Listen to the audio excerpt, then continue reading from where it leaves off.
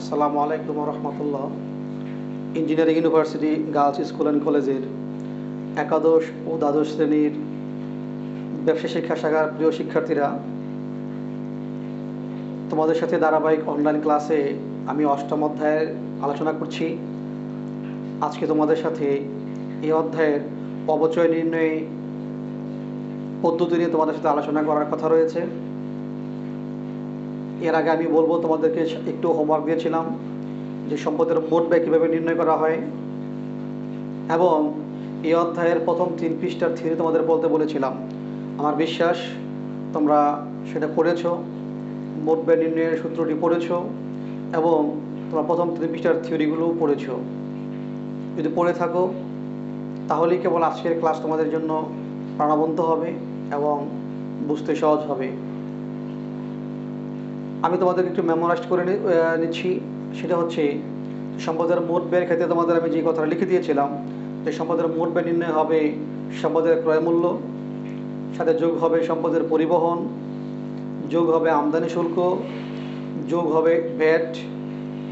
আর যদি ভূমি হয়ে থাকে বা দালান কোঠা হয়ে থাকে সেক্ষেত্রে ভূমির ক্রয় মূল্য বা দালান কোঠার ক্রয় মূল্য এবং এটা রেজিস্ট্রেশন খরচ, আইন খরচ এবং ভূমির উন্নয়ন বা দালান কোঠার উন্নয়ন ব্যয় বা ভূমির ভরাট খরচ, সেগুলোর সমন্বয়ে হবে সম্পদের মোট ব্যয়।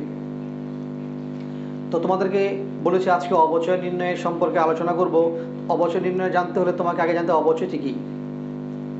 অবচয় হচ্ছে ব্যবসা বা প্রতিষ্ঠানের ব্যবহৃত স্থায়ী সম্পদের ব্যবহার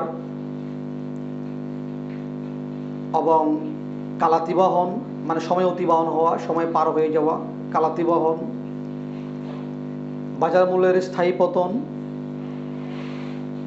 এবং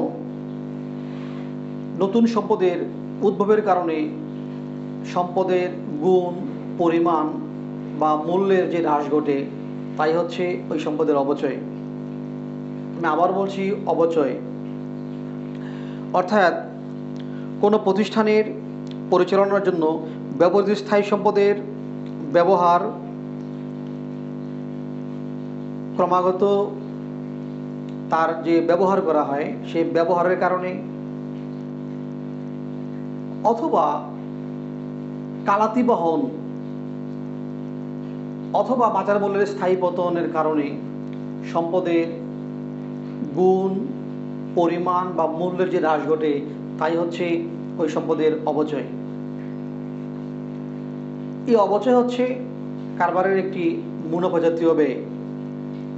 অবচয় হচ্ছে কারবারের মুনাফা জাতীয় ব্যয় এবং একটি অনগদ ব্যয়। তোমাদের খেয়াল রাখতে হবে, এমসিকিউ প্রশ্নের জন্য, অর্থাৎ বহু নির্বাচনী প্রশ্নে এই ধরনের প্রশ্ন আসতে পারে, অবচয় কোন ধরনের ব্যয়। যদি এখানে লেখা থাকে মূলধন জাতীয় ব্যয়, মুনাফা জাতীয় ব্যয়, মূলধনায়িত ব্যয় বা স্থায়ী ব্যয়, তোমাকে উত্তর লিখতে হবে মুনাফা জাতীয় ব্যয়। অবচয় একটি মুনাফা জাতীয় ব্যয়। আবার যদি প্রশ্ন এরকম হয় অবচয় কোন ধরনের ব্যয়, নগদ ব্যয়, অনগদ ব্যয়, কেমন মূলধন জাতীয় ব্যয়, তখন তোমাকে যে প্রশ্নের উত্তর আসবে সেটি হচ্ছে অনগদ ব্যয়। অবচয় একটি অনগদ ব্যয়, অর্থাৎ অবচয় বাবদ কাউকে কোনো রকম নগদ টাকা প্রদান করতে হয় না। অবচয়কে স্থায়ী সম্পদের একটি ব্যয়ের বন্টন বলা হয়। অর্থাৎ ব্যয়ের বন্টনটা এভাবে বলা হয় যে একটি স্থায়ী সম্পদ যখন ক্রয় করা হয় বা অর্জন করা হয়, তার যে মোট ব্যয়, যে তোমাদের আমি গত ক্লাসে মোট ব্যয় দেখিয়েছিলাম, এই সম্পদের ক্রয় মূল্য, পরিবহন ব্যয়, সংস্থাপন ব্যয়, আমদানি শুল্ক, ভ্যাট, সব মিলে হচ্ছে এটার মোট ব্যয়। এই মোট ব্যয়টাকে বলা হয় কারবারের মূলধন জাতীয় ব্যয়। এটি হচ্ছে মূলধন জাতীয় ব্যয়। আর এর আগে তোমাদেরকে আমি মূলধন জাতীয়, মুনাফা জাতীয় ব্যয় নির্ণয়ের অধ্যায়ে তোমাদের শিখিয়েছিলাম যে কিছু ব্যয় আছে যে ব্যয়গুলোর নাম বা আচরণ হচ্ছে মুনাফা জাতীয় ব্যয়ের মতো, বাট কাজটি হচ্ছে মূলধন জাতীয় ব্যয়ের। অর্থাৎ স্থায়ী সম্পদ ক্রয়ের পরে যে ব্যয়গুলো করা হয়, এই ব্যয়গুলোর নামগুলো শুনে মনে হবে এটা মুনাফা জাতীয় ব্যয়, বাট এটা কাজটা হচ্ছে কিসের, মূলধন জাতীয় ব্যয়ের। এরকম ব্যয়গুলোকে বলা হয় মূলধনায়িত ব্যয়।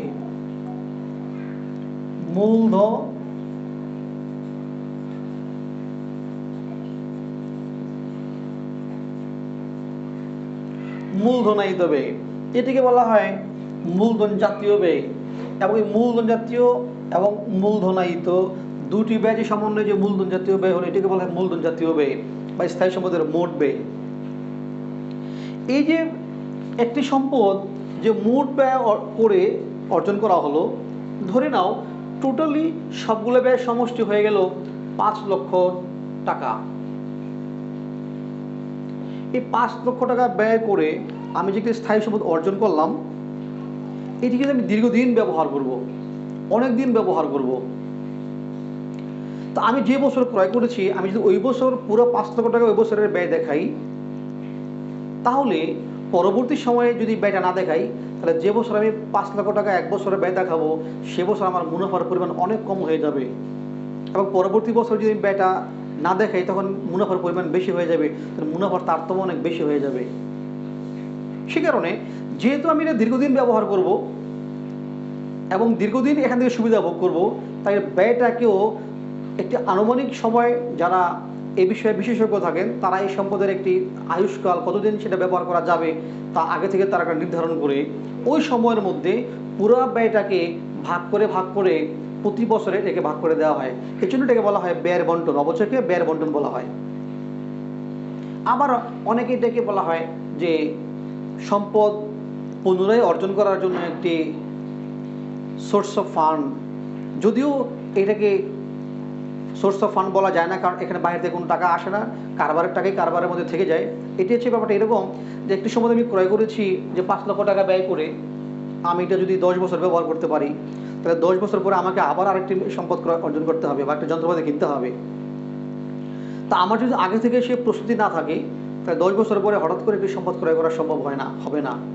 এই জন্য এই 5 লাখ টাকা ব্যয়কে প্রতি বছর অবচয় নামে অবচয় দেখে আমরা এই টাকাটা 10 বছরে নতুন করে একটি ফান্ড তৈরি করব, যা দিয়ে 10 বছর পরে আমার অর্জনকৃত সম্পদটা যখন নষ্ট হয়ে যাবে, বাতিল হয়ে যাবে, বাদ হয়ে যাবে, তখন আমার ওই জমানো টাকা দিয়ে আবার আমি সেই সম্পদকে অর্জন করতে পারবো। এই দিক বিবেচনা করে এটাকে বলা হয় সোর্স অফ ফান্ড বা অবচয় একটি তহবিল। তো মূলত অবচয়কে তহবিল না বলে ব্যয়ের বন্টন বলাটাই হচ্ছে সবচেয়ে যুক্তিসঙ্গত এবং সঠিক। অবচয় হচ্ছে স্থায়ী সম্পদের ব্যয়ের একটি বন্টন। এই অবচয় আমরা কিভাবে হিসাবভুক্ত করব বা অবচয়ের পদ্ধতিগুলো কি? অবচয় ধার্যের অনেকগুলো পদ্ধতি রয়েছে, তার মধ্যে আজকে আমি তোমাদের সাথে একটি পদ্ধতি নিয়ে আলোচনা করব। আমি ধাপে ধাপে তোমাদেরকে সবগুলো পদ্ধতি নিয়ে আলোচনা করব, যদিও নামগুলো তোমাদের আমি বলে রাখছি, যেমন সরল রৈখিক পদ্ধতি, ক্রমহ্রাসমান জের পদ্ধতি, বার্ষিকী পদ্ধতি, পুনর্মূল্যায়ন পদ্ধতি, একক হার পদ্ধতি, ঘণ্টা হার পদ্ধতি, এরকম আরও অনেকগুলো পদ্ধতি রয়েছে। তো সবগুলো পদ্ধতি আমি তোমাদের সাথে একদিন আলোচনা করব না। আজকে তোমাদের সাথে আমি যেই অবচয় ধার্যের যে পদ্ধতি নিয়ে আলোচনা করব, তার নাম হচ্ছে সরল রৈখিক পদ্ধতি বা স্ট্রেট লাইন বেসিস মেথড।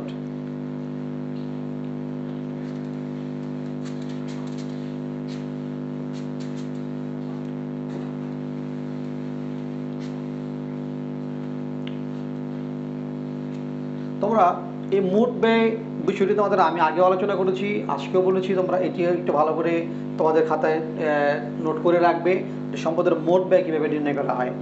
মোট ব্যয় নির্ণয়ের জন্য ক্রয় মূল্য, পরিবহন ব্যয়, সংস্থাপন ব্যয়, আমদানি শুল্ক, ভ্যাট থাকলে ভ্যাট যোগ করে হবে মোট ব্যয়।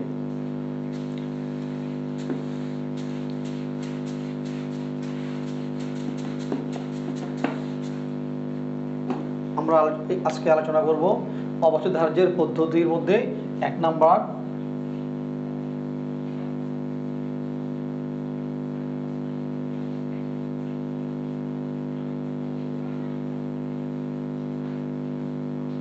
সরলরৈখিক বা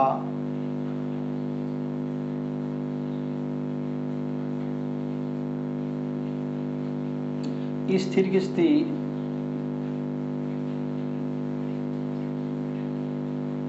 পদ্ধতি। এটাকে ইংলিশে বলা হয় straight line basis method. Straight line basis method সরল রৈখিক বা স্থির কিস্তি পদ্ধতি। এই পদ্ধতিতে একটি সম্পদকে বিবেচনা করা হয়। এই শব্দটি থেকে তোমরা বুঝতে পারবে সরল রৈখিক বা স্থির কিস্তি। এই কথা দ্বারা বোঝা যায় যে একটি সম্পদের তার যে আয়ুষ্কাল থাকবে সে আয়ুষ্কালের মধ্যে প্রতি বছর অবচয়ের পরিমাণ একই রকম হবে, একই হারে হবে, স্থির থাকবে, ফিক্স থাকবে, বা সরল হবে, রৈখিক বা রেখাটা সরল রৈখিক হবে। এই নাম থেকে বোঝা যাবে, অর্থাৎ যে পদ্ধতিতে স্থায়ী সম্পদের বার্ষিক অবচয়ের পরিমাণ প্রতি বছর একই রকম হয়। আমি কথাটা আবার বলছি, যে পদ্ধতিতে স্থায়ী সম্পদের বার্ষিক অবচয়ের পরিমাণ একই হারে হয় বা পরিমাণে একই রকম হয় সেই পদ্ধতিকে বলা হয় সরলরৈখিক বা স্থির কিস্তি পদ্ধতি। এই পদ্ধতিতে একটি সম্পদকে বিবেচনা করা হয় যে প্রথমে এই সম্পদের মোট ব্যয় নির্ণয় করা হয়। আমি তোমাদের সূত্র পরে বলবো, আগে জিনিসটা তোমরা জেনে নাও। ধরে নাও একটু আগে আমি সম্পদের মোট ব্যয় নির্ণয় করা শিখিয়েছি। তো ধরলাম একটি সম্পদের মোট ব্যয়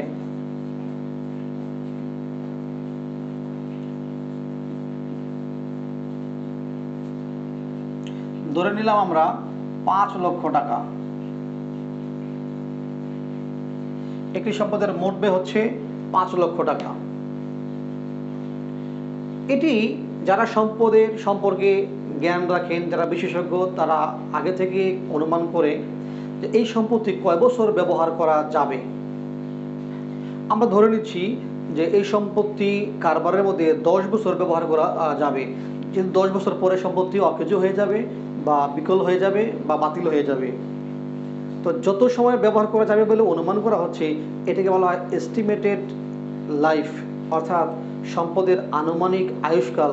এটা আগে এস্টিমেট করা হচ্ছে, অনুমান করা হচ্ছে, ধারণা করা হচ্ছে, এটাকে বলা হয় আনুমানিক আয়ুষ্কাল।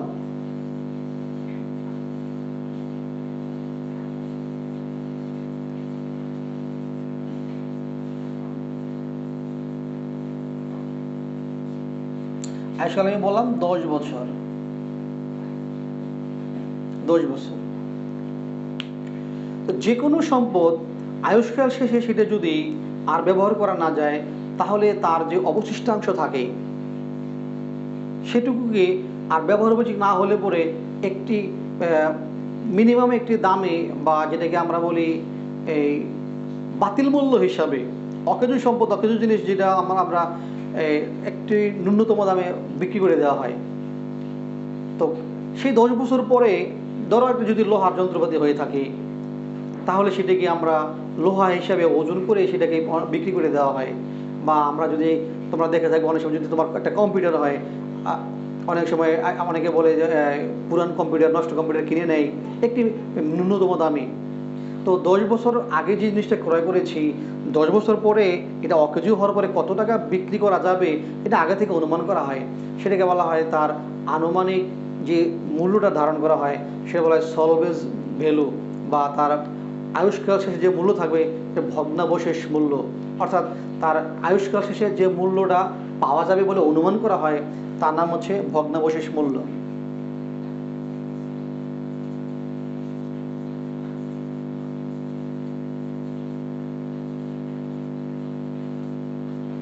ভগ্নাবশেষ মূল্য আমি ধরে নিলাম এটার ভগ্নাবশেষ মূল্য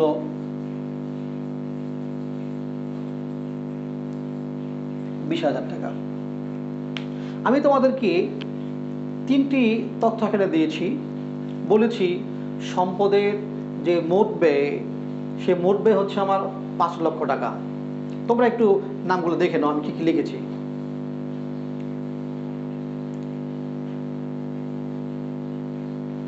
আমি আবার বলছি, দেখো এখানে সম্পদের মোট ব্যয় বলেছি 5 লক্ষ টাকা, আর অনুমান করা হচ্ছে এই সম্পত্তি কারবারের মধ্যে ব্যবহার করা যাবে 10 বছর, যাকে বলছি আয়ুষ্কাল। আর 10 বছর পরে এই সম্পত্তি বিক্রি করা যাবে বলে অনুমান করা হচ্ছে 20,000 টাকা, যেটাকে বলা হয় ভগ্নাবশেষ মূল্য, সলভেজ ভ্যালু। তার টোটাল কস্ট 5 লক্ষ টাকা, estimated life 10 years and salvage value 20,000 টাকা, অর্থাৎ 20,000 টাকা। তাহলে এখান থেকে তোমরা একটা জিনিস চিন্তা করে দেখো যে আমি ব্যয় করেছি কত টাকা, 5 লক্ষ টাকা দিয়ে।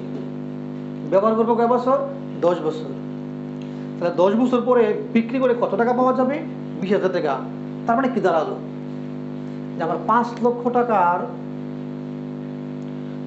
লক্ষ টাকার যে জিনিসটি 10 বছর পরে আমি পাবো মাত্র 20,000 টাকা। তার মানে 10 বছরে আমার কাছে হারিয়ে গেল কয় টাকা, তার দাম কমে গেল কয় টাকা। 5 লক্ষ টাকা জিনিস বেচতে পারবো কয় টাকা, 20,000 টাকা। তার মানে আমার কাছ থেকে 10 বছর এই সম্পদের মূল্য হারিয়ে গেল 4,80,000 টাকা। আমার মনে হয় তোমরা আমার কথাটি বুঝতে পেরেছ যে আমরা সম্পত্তি অর্জন করেছি 5 লক্ষ টাকা দিয়ে, ব্যবহার করতে পারবো 10 বছর। 10 বছর পরে এটি বিক্রি করে আমি পাবো 20,000 টাকা। তাহলে 10 বছরে এই সম্পদের আমি হারিয়ে গেল বা মূল্য কমে গেল কয় টাকা, 4,80,000 টাকা। এই 4,80,000 টাকা হচ্ছে আমার 10 বছরের হ্রাসকৃত মূল্য, এটার অবচয়। তাহলে আমি তোমাকে প্রশ্ন করি, তার 10 বছর অবচয় হলো কয় টাকা, 4,80,000 টাকা। এই 4,80,000 টাকাকে বলা হয় এটার অবচয়যোগ্য মূল্য। 4,80,000 টাকা হচ্ছে কয় বছরের অবচয়, 10 বছরের। আমি তোমাদের আবারও প্রশ্ন করছি, আমার সম্পদের অর্জন মূল্য ছিল বা মোট ব্যয় ছিল 5 লক্ষ টাকা। 10 বছর পরে বিক্রি করে আমি কয় টাকা পাবো, 20,000 টাকা। তাহলে 10 বছর আমার মূল্য হ্রাস পেল কত, 4,80,000 টাকা। কয়দিনে, 10 বছরে। তো 10 বছরে যদি আমার মূল্য হ্রাস পায় 4,80,000 টাকা, তো আমি এটাকে যদি 10 দিয়ে ভাগ করি তাহলে 10 ভাগের 1 ভাগ অর্থাৎ 1 বছরের অবচয় পেয়ে যাব। তাহলে 10 বছরে আমার মূল্য হ্রাস পেল কয় টাকা, 4,80,000 টাকা। সে 10 দিয়ে ভাগ করলে আমি 1 বছরে পাবো 48,000 টাকা। এটি হচ্ছে আমার প্রতি বছরের অবচয়, অর্থাৎ এই 10 বছরে প্রতিবারই আমার অবচয় হবে 48,000, 48,000, 48,000। এভাবে 10 বছরে 48 করে হয়ে আমার 4,80,000 টাকা অবচয় হয়ে যাবে। যেহেতু প্রতি বছর এখানে অবচয় হবে 48,000 টাকা করে, এই জন্য এইটার নাম হচ্ছে স্থির কিস্তি বা সরলরৈখিক পদ্ধতি। অর্থাৎ প্রত্যেক বছর অবচয় একই হারে হইতে থাকবে। কোনো বছর 48, কোনো বছর 40, কোনো বছর 35, কোনো বছর 32, এরকম হবে না। প্রতিবারই কত করে হচ্ছে, 48 করে হচ্ছে। কিন্তু প্রতিবার একই রকম একই হারে অবচয় হচ্ছে 48,000 টাকা করে, এই জন্য নাম হচ্ছে সরলরৈখিক বা স্থির কিস্তি পদ্ধতি। তাহলে সংখ্যাটা কি দাঁড়ালো, যে পদ্ধতিতে স্থায়ী সম্পদের প্রতি বছর অবচয়ের পরিমাণ একই রকম হতে থাকে বা একই হারে হয়, সেটিকে বলা হয় সরলরৈখিক বা স্থির কিস্তি পদ্ধতি। তাহলে আমি বছরে অবচয় পেলাম কত টাকা, 48,000 টাকা। এবার তুমি এটাকে সূত্র তৈরি করো, সূত্র বানাও।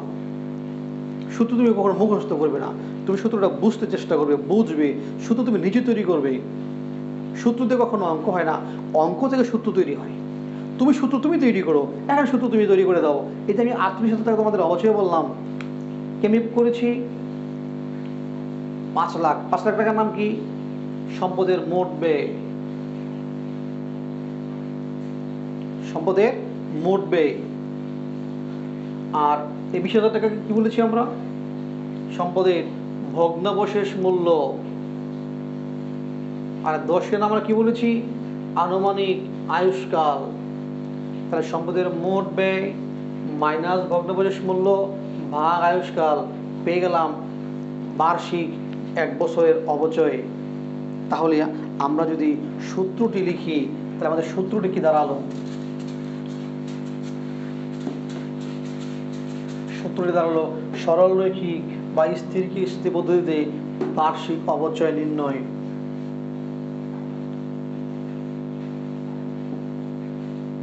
বার্ষিক অবচয় সরলরৈখিক বা স্থির কিস্তি পদ্ধতিতে বার্ষিক অবচয় নির্ণয় সূত্রটি কি দাঁড়ালো, সম্পদের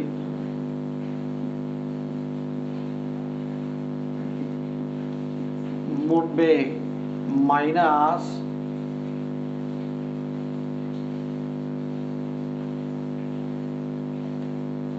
ভগ্নাবশেষ মূল্য ভাগ আয়ুষ্কাল। দেখো তোমার সূত্র কিন্তু অবশ্যই মুখস্থ করবে না, আমি আগে তোমাদের বলেছি সূত্র বুঝার চেষ্টা করবে, বুঝতে চেষ্টা করবে। তাহলে সরলরৈখিক পদ্ধতিতে অঙ্ক করতে হলে আমাকে তিনটি জিনিস এখানে বিবেচনা রাখতে হবে। কটা জিনিস বিবেচনা রাখবো? তিনটি। সেটি কি কি? সম্পদের মোট ব্যয় কত টাকা, আয়ুষ্কাল শেষে তার ভগ্নাবশেষ মূল্য কয় টাকা, এবং তার আয়ুষ্কাল কতদিন। এই তিনটি জিনিস তোমার হাতে থাকলে পরে তুমি এই সূত্রটি প্রয়োগ করে তুমি সরলরৈখিক পদ্ধতিতে বার্ষিক অপচয়ের পরিমাণ নির্ণয় করবে। তাহলে তুমি সূত্রটা আমার সাথে আরেকবার বলো। সরলরৈখিক পদ্ধতিতে বার্ষিক অপচয় নির্ণয়ের সূত্র কয়টি জিনিস বিবেচনা রাখবো আমরা? তিনটি। সম্পদের মোট ব্যয়, আর মোট ব্যয় কেমনে বের করবে সেটা আমি তোমাদের বলেছি। সম্পদের ক্রয় মূল্য যোগ পরিবহন ব্যয় যোগ সংস্থাপন ব্যয়। আমদানি শুল্ক থাকলে আমদানি শুল্ক যোগ হবে, ভ্যাট থাকলে ভ্যাট যোগ হবে। তাহলে পেয়ে যাবো সম্পদের মোট ব্যয়, সেটা যোগ করবো ভগ্নাবশেষ মূল্য, এখান থেকে ভাগ করবো আয়ুষ্কাল দিয়ে, তাহলে আমরা বার্ষিক অপচয় পেয়ে যাব। তাহলে সরলরৈখিক পদ্ধতিতে বার্ষিক অপচয় নির্ণয় করার জন্য আমরা তিনটি জিনিস বিবেচনায় আনবো। কয়টা জিনিস বিবেচনায় আনবো? তিনটি জিনিস বিবেচনায় আনবো। সেটি কি কি? সেটি হচ্ছে সম্পদের মোট ব্যয় মাইনাস ভগ্নাবশেষ মূল্য ভাগ আয়ুষ্কাল। তাহলে আমরা বার্ষিক অপচয় পেয়ে যাব। এটাই সরলরৈখিক পদ্ধতিতে অপচয় নির্ণয়ের একটি সূত্র।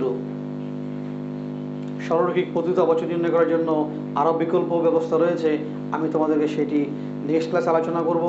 আজকের ক্লাসে তোমাদের জন্য হোমওয়ার্ক থাকবে যে সরলরৈখিক পদ্ধতিতে কিভাবে অপচয় নির্ণয় করা হয়, সেই সূত্রটি কি, তোমরা এই সূত্রটি অবশ্যই মুখস্থ করবে। এবং আগামী ক্লাসে, যদিও আমি তোমাদের অনলাইন ক্লাসে ফিডব্যাক নিতে পারছি না, আমি তোমাদের বিশ্বাসের উপর ছেড়ে দিচ্ছি, তোমরা অবশ্যই এটা মুখস্থ করবে এবং আগামী ক্লাসে আসার আগেই তোমরা এটা মুখস্থ প্রত্যেকে নিজে নিজে বলবে। তো তোমাদের এই দুই ক্লাসের আলোচনায় আমরা দুইটি জিনিস পেলাম। সম্পদের মোট ব্যয় নির্ণয়, অপচয় কাকে বলে, মানে অপচয়ের সংজ্ঞা, অপচয় কোন ধরনের ব্যয়, অপচয় মুনাফা জাতীয় ব্যয়, অপচয় একটি অনগদ ব্যয়, এবং সরলরৈখিক পদ্ধতিতে অপচয় নির্ণয়ের একটি সূত্র আজকে আলোচনা করেছি। আমি নেক্সট ক্লাসে তোমাদের সরলরৈখিক পদ্ধতিতে অপচয় নির্ণয়ের বিকল্প সূত্রগুলি বলবো।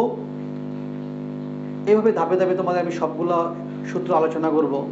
তো তোমাদের আজকের আলোচনার যে বাড়ির কাজ থাকবে সেটা হচ্ছে সরলরৈখিক পদ্ধতিতে অপচয়ের সূত্র নির্ণয় শিখা বা সূত্র নির্ণয় মুখস্থ করা এবং সম্পদের মোট ব্যয় নির্ণয় করা। অবশ্যই বাসায় পড়বে এবং বই দেখবে, ইনশাল্লাহ তোমরা ভালো করবে। তোমরা সবাই ভালো থাকো, তোমাদের সবাইকে ধন্যবাদ।